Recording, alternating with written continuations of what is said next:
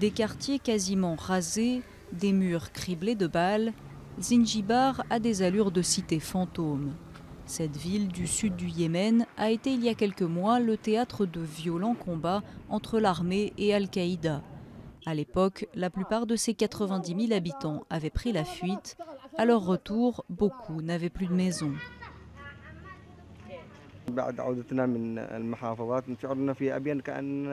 Quand nous sommes revenus d'Aden, nous avons compris que nous étions à nouveau déplacés à Abyan et maintenant nous vivons comme des déplacés.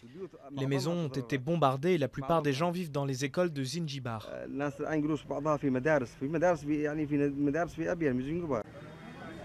En mai 2011, Al-Qaïda s'empare de la ville, profitant des troubles politiques liés à la révolte contre l'ancien président Ali Abdallah Saleh. En juin dernier, l'armée parvient à en reprendre le contrôle, mais l'insécurité persiste et les reconstructions se font attendre. À l'image de Mariam, qui vit dans l'unique pièce intacte de sa maison, les habitants sont en colère. Le gouvernement qui va nous donner des compensations n'existe pas. Et ces criminels d'Al-Qaïda se sont enfuis après nous avoir mis dans cette situation.